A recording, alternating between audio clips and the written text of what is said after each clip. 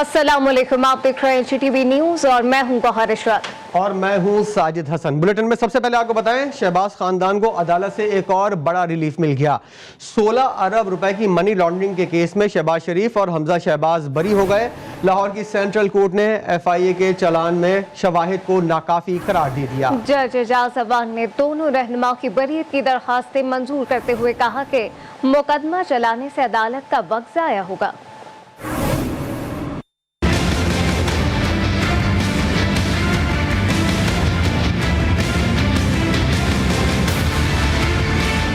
अरब रुपए की money laundering का केस, वजीर आजम शहबाज शरीफ और हमजा शहबाज बरी। लाहौर की स्पेशल सेंट्रल कोर्ट में जज एजाज अवान ने मनी लॉन्ड्रिंग केस पर समाअत की। वजीर आजम शहबाज शरीफ और हमजा शहबाज अदालत में पेश ही नहीं हुए। अमजद परवेज एडवोकेट ने बरीयत की दरख्वास्त पर दलाइल में कहा कि FIA ने बदनीयती की बुनियाद पर केस बनाया। शहबाज शरीफ हमजा शहबाज के अकाउंट में कोई रकम नहीं आई। किसी भी गवाह ने शहबाज शरीफ या हमजा शहबाज का नाम नहीं लिया। अदालत ने बरीयत की दरखास्त पर फैसला सुनाते हुए शहबाज शरीफ और हमजा शहबाज को बरी कर दिया। फैसले में कहा गया कि FIA के चालान में पेश करदा शवाहिद नाकाफी हैं और मुल्जिमान पर मुकदमा चलाने से वक्त का जिया होगा।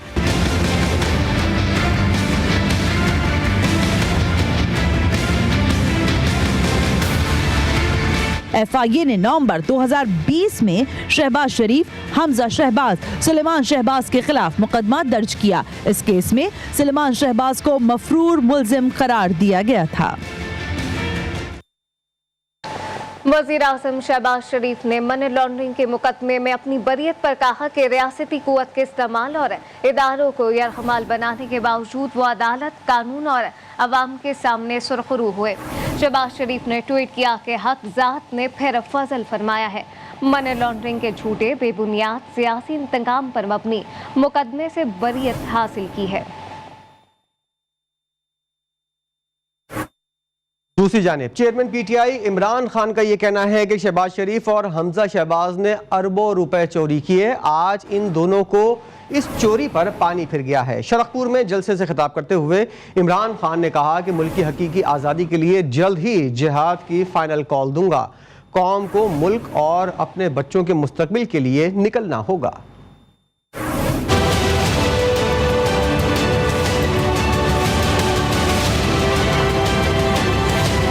सारी अरबों रुपए की चोरी शहबाज शरीफ और इसके बेटों की सबके ऊपर पानी फिर गया। ये हमारा तबाही का रास्ता है। सारे डाकू ऊपर आके बैठ गए हैं, मुल्क को लूट रहे हैं। आप अगर बड़े डाकू हैं, पैसा चोरी करके मुल्क से बाहर भेज दो तो पाकिस्तान का इंसाफ का निजाम आपको अब नहीं पकड़ सकता।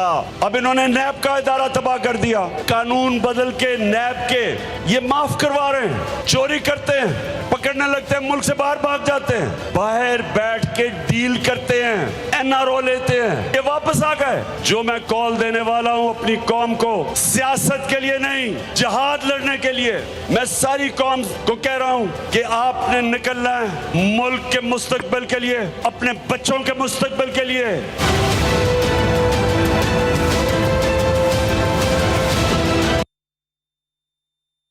जबकि दूसरी जानिब मौलाना फजलुर रहमान ने कहा कि इमरान खान जितना शोर मचा ले अब दोबारा इक़्तिदार में नहीं आ सकेगा। मेला मंडी तगभाई में मुनक्किदा इंतखाबी जलसे से खिताब करते हुए उन्होंने कहा कि अमेरिका की पुष्पनाही से इक़्तिदार में आया, जिसके लिए इसराइल और भारत ने फंडिंग की है। ये अमरीकी एजेंट है, इसके खिलाफ अमरीका क्यों साजिश करेगा।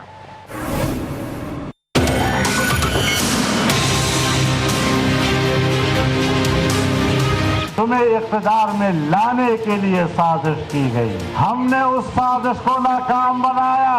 अब आए अमेरिका की पुष्पनाही में बैनुल-अक़वामी साजिश की बुनियाद पर आपकी फंडिंग हुई है। इसराइल से, भारत से, बैनुल-अक़वामी पाकिस्तान के दुश्मनों ने आपको फंडिंग देकर पाकिस्तान का हुक्मरान बनाया और आज इलेक्शन कमीशन में आपकी वो चोरी दुनिया के सामने तस बाम हो गई। दुनिया को पता चल गया कि आपके पीछे पैसा देने वाला कौन। तुमने तो सब कुछ अमेरिका के लिए कर दिया था, हमने आखिर में छुड़ाया इस मुल्क को आपसे। वज़ीर-ए-आज़म के मावन खुसूसी अताउल्लाह तारड़ ने वज़ीर-ए-आज़म की बरियत के फैसले को इंतकामी एहतसाब की मौत करार दे दिया। मीडिया से गुफ्तगू करते हुए कहा कि अल्लाह के फजल करम से सच्चाई कौम के सामने आ गई। आज इमरानी दौर के इंतकामी एहतसाब का बयानिया दफन हो गया। इन लोगों ने अरबों रुपए की मनी लॉन्ड्रिंग की है, तो आज इमरान न्याजी साहब का बयानिया दफन हो चुका। जो शहजाद अकबर को आगे लगा के ये केसेस बनाए थे, क्या इमरान न्याजी साहब इसका जवाब देना पसंद करेंगे? और सबसे आगे थे, उनसे मुतालबा करता हूं कि शहजाद अकबर साहब कहीं नजर नहीं आते, आप कहां छुपे हुए हैं और आप अवाम के सामने क्यों नहीं आते?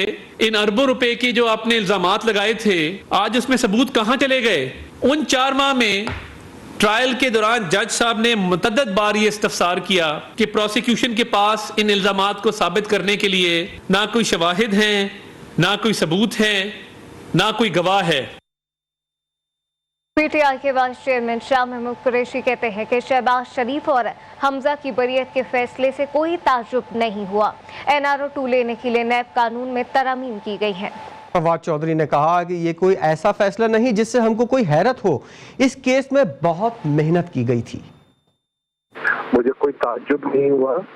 ये जो NRO 2 है उसका हिस्सा है और ये जो नैब के कानून में तरमीम की गई थी उसका बुनियादी मकसद यही था कि इन सब केसेस को दफन करना था।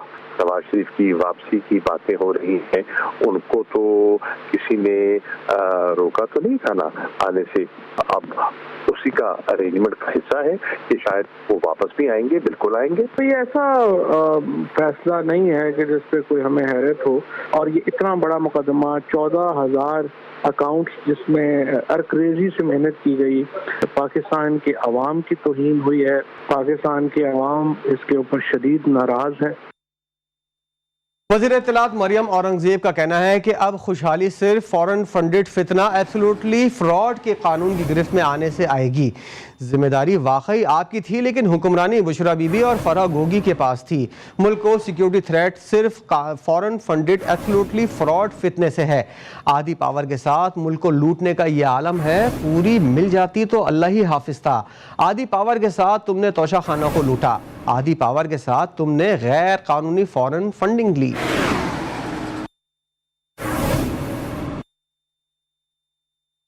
और अब आपको बताएं कि नैब तरमीम से मुताल्लिक केस की समाअत के दौरान चीफ जस्टिस ऑफ पाकिस्तान ने कहा कि मुश्तरका फैसलों पर क्या पूरी काबीना और कमेटी को मुल्जिम बनाया जाएगा। पूरी काबीना या कमेटी मुल्जिम बनेगी तो फैसले कौन करेगा। आमदन से ज़ायदा असासे पूरी दुनिया में जुर्म तस्वुर होते हैं। आलमी मेयार और मुकामी कानून के तनाजुर में नैब तरमीम का जायजा लेंगे। रिपोर्ट कर रहे हैं इब्रार हुसैन स्तूरी।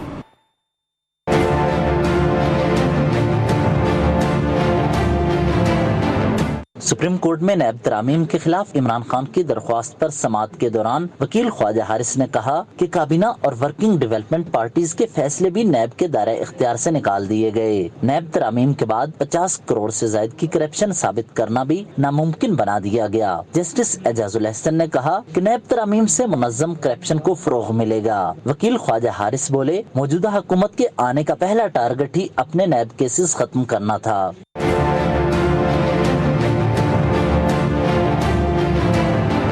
जस्टिस मंसूर अली शाह ने कहा कि 1999 वाला नैब कानून अगर आज आता तो क्या आप उसे चैलेंज करते? कानून बनाना, तब्दील करना पार्लियामान का दायरा इख्तियार है। अब कानून लाया गया तो आप कहते हैं कि बुनियादी इंसानी हकूक की खिलाफ वर्जी हुई है। ख्वाजा हारिस ने कहा कि हमारा कल्चर ये है कि तमाम मामलात सियासी पार्टियां तय करती हैं। केस की समाअत मंगल तक मुलतवी कर दी गई। Ibrar Hussain स्तूरी, GTV Islamabad.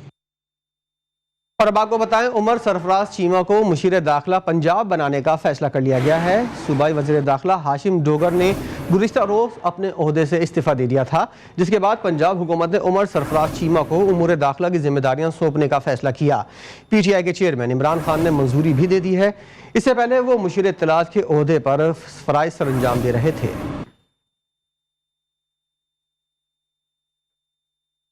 Islamabad high court ने ममनुआ फंडिंग केस में इमरान खान की 18 अक्टूबर तक हिफाजती जमानत मंजूर कर ली है। अदालत ने इमरान खान को 5,000 रुपए के मचल के जमा कराने का हुक्म देते हुए FIA को गिरफ्तारी से रोक दिया। जमानत मंजूरी से मुतालिक तहरीरी हुक्मनामा भी जारी कर दिया गया है। मीडिया से गुफ्तगू में इमरान खान ने एक बार फिर हुकूमत को कड़ी तनकीद का निशाना बनाया। सहाफी के सवाल पर बोले, तैयारी कर रखी है, जेल जाने को तैयार है।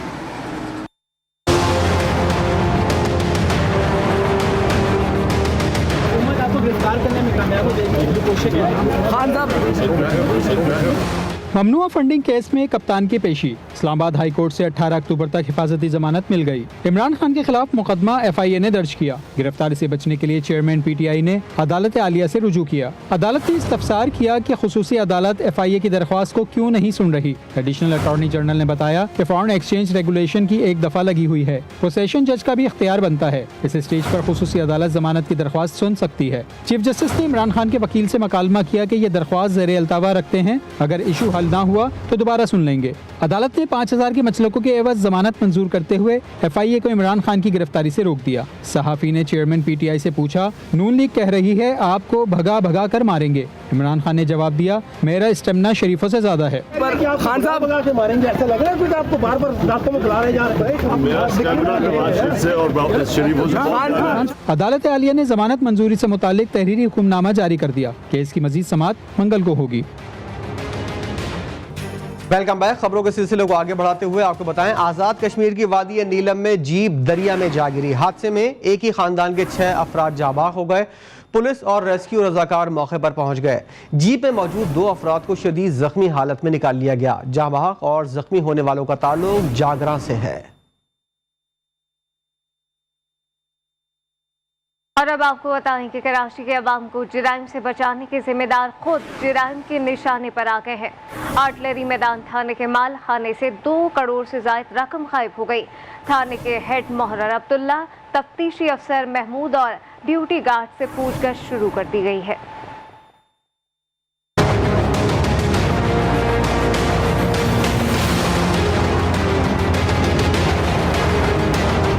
कराची में मुहाफिज खुद गैर महफूज। आल्टरी मैदान थाना बना चोरों का निशाना। चोर 2 करोड़ से ज्यादा रकम लेकर रफू चक्कर हो गए।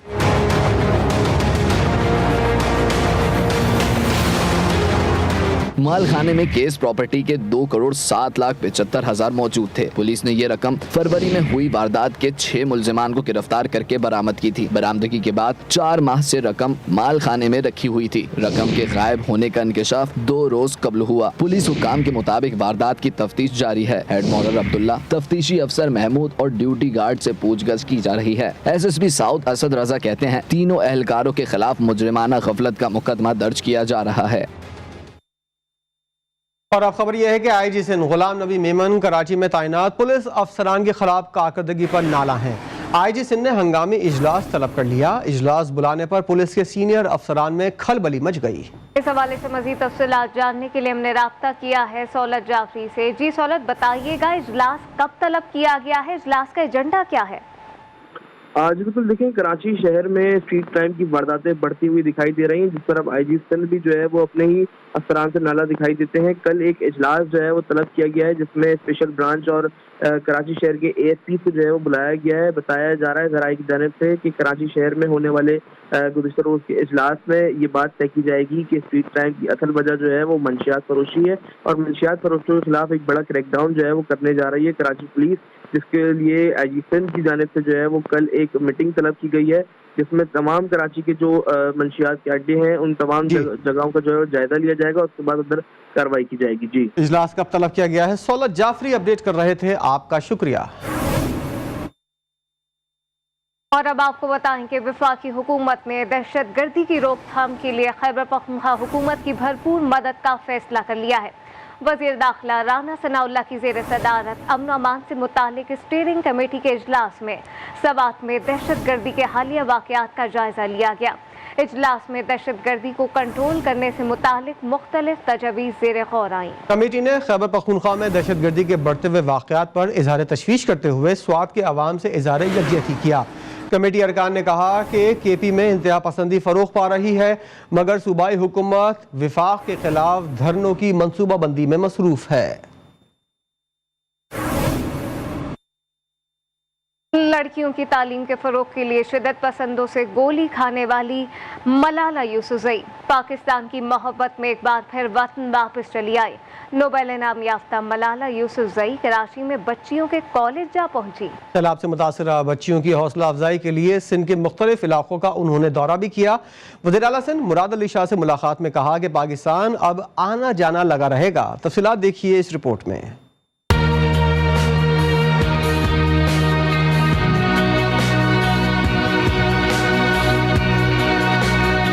9 अक्टूबर 2012 को स्वात में बच्चियों की तालीम के लिए आवाज उठाने वाली मलाला यूसुफजई को हमेशा के लिए खामोश करने का मंसूबा बनाया गया। शिद्दत पसंदों ने मलाला को स्कूल से घर जाते हुए गोलियों का निशाना बनाया। बाहिम्मत लड़की ने न सिर्फ मौत को शिकस्त दी बल्कि फरोग़ तालीम पर नोबेल इनाम भी पाया।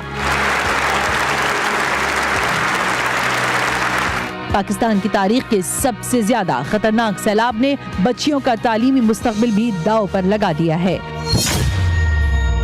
मुश्किल तरीन हालात में मुतासिरा बच्चियों की हौसला अफजाई के लिए मलाला ने दोबारा पाकिस्तान आने का फैसला किया।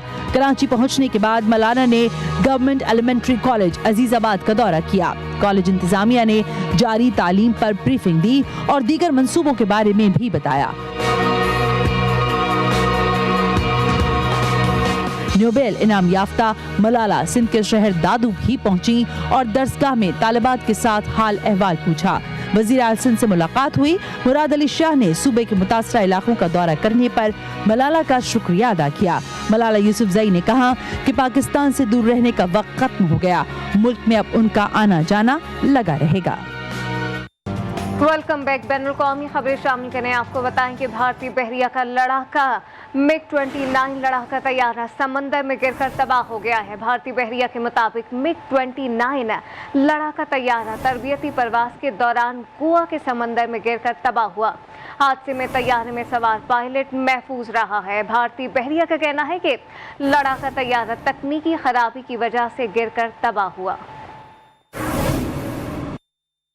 अमरीकी इंतजामिया ने अफगानिस्तान में तालिबान पर मजीद पाबंदियों का ऐलान कर दिया। अमरीकी वजारत खारजा का कहना है कि अफगान खवातीन और बच्चियों पर जबर के जिम्मेदारों के खिलाफ नई पाबंदियां आयद की गई हैं।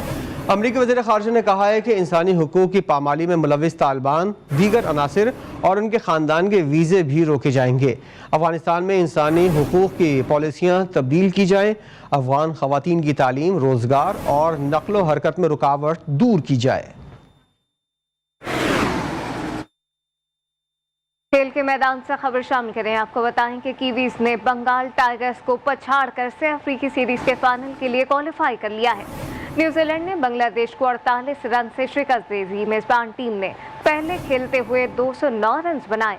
जवाब में बांग्लादेशी टीम 7 विकेटों के नुकसान पर 160 रन बना सकी। कप्तान शकीबुल हसन 70 रन बनाकर नुमाया रहे। शाहीन भी अपने अहम मैच में कल बंगाल टाइगर्स से टकराएंगे। वनडे और T20 रैंकिंग में पाकिस्तानी बैटर्स का राज बरकरार है। आईसीसी ने प्लेयर्स की वनडे और T20 रैंकिंग जारी कर दी। T20 बैटर्स रैंकिंग में मोहम्मद रिजवान का पहला नंबर है। कौमी कप्तान तीसरे नंबर पर भराजमान है। बाबर आजम वनडे रैंकिंग में पहले नंबर पर मौजूद हैं, जबकि वनडे बॉलर्स में फास्ट बॉलर शाहीन शाह आफरीदी का चौथा नंबर है। और अब आपको बताएं कि गिलगित बल्तिस्तान हुकूमत ने खवातीन की सफरी मुश्किलात को देखते हुए गिलगित शहर में मुफ्त बस सर्विस का आगाज कर दिया है। फ्री बस में सिर्फ खवातीन सफर करेंगी और बगैर किसी किराए के अपनी मंजिल तक सफर तय करेंगी। फ्री बस सर्विस शुरू करने पर खवातीन ने इसे हुकूमत का अच्छा इकदाम करार दिया है। इसी के साथ न्यूज़ एट 9 से फिल वक्त इतना ही। एक ब्रेक के बाद हाजिर होंगे हेडलाइन के साथ। देखते रहिए GTV न्यूज़।